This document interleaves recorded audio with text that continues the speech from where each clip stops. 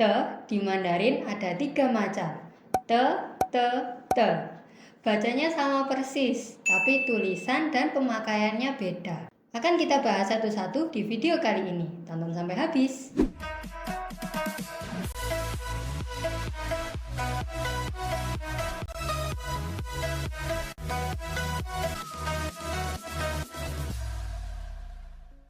Te yang pertama, ini yang paling sering kita jumpai dalam bahasa Mandarin. Bentuknya seperti ini.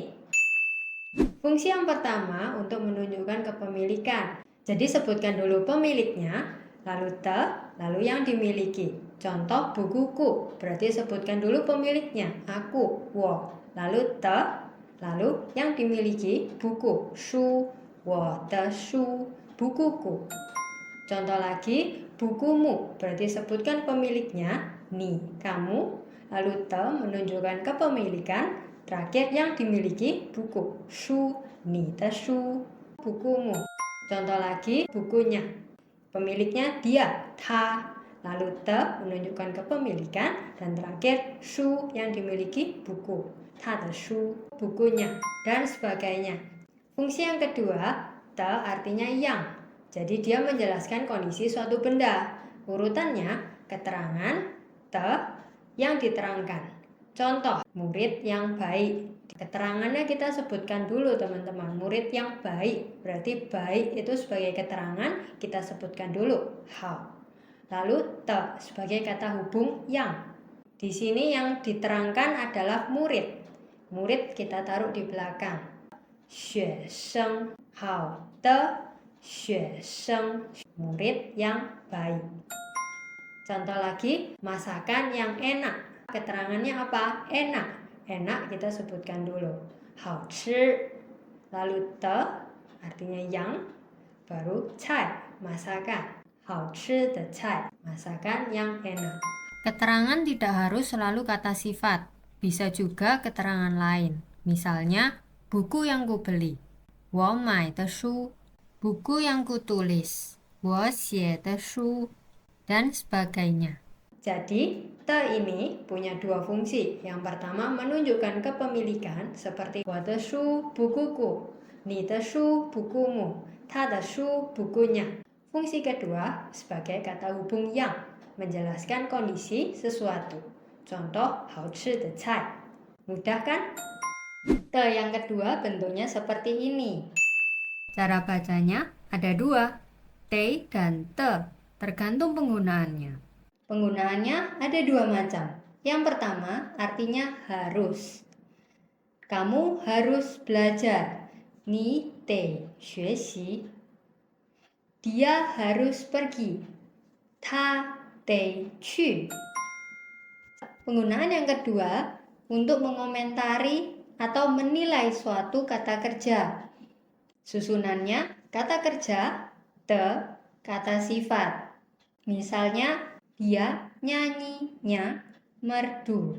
Ta dia chang menyanyi. Te nya hao ting merdu.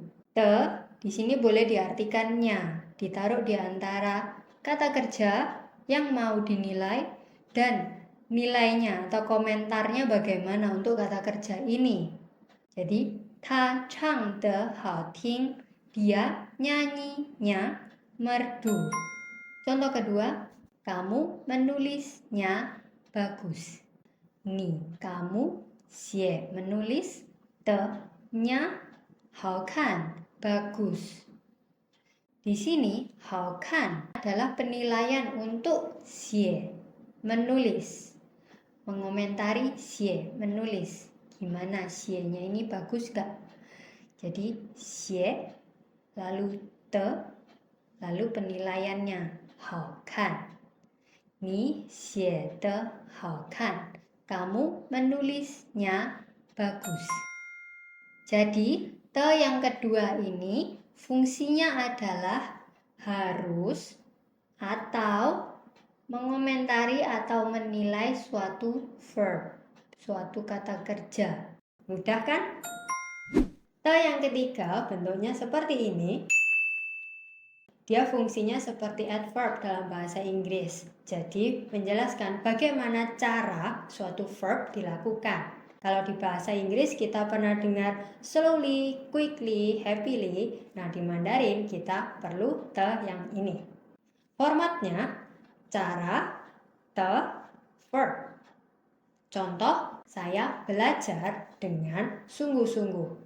Sungguh-sungguh, ini menjelaskan bagaimana proses belajarnya dilakukan. Belajar dengan sungguh-sungguh. 我认真的学习. 认真di sini menjelaskan bagaimana 学习 dilakukan. Contoh kedua, tolong kamu bicara dengan pelan-pelan. Pelan-pelan di sini menunjukkan bagaimana cara bicaranya, yaitu dengan pelan-pelan. 请你慢慢的说, tolong kamu bicara dengan pelan-pelan. Contoh lagi, kita main game dengan gembira. Ini juga menjelaskan bagaimana kita bermain gamenya. Kita main game dengan gembira. 我们开心地玩游戏. Oke, jadi formatnya sebutkan dulu cara, lalu the, terakhir verb. Menjelaskan bagaimana cara suatu verb dilakukan. Mudah kan? Oke teman-teman, kita sudah belajar bedanya te, dan te dalam Mandarin. Subscribe biar nggak ketinggalan video pembelajaran lainnya. Buat teman-teman yang mau belajar Mandarin secara intensif, bisa join kursus Mandarin online JF Mandarin. Kontak di deskripsi. Semangat terus belajar Mandarin bersama Twin. 加油!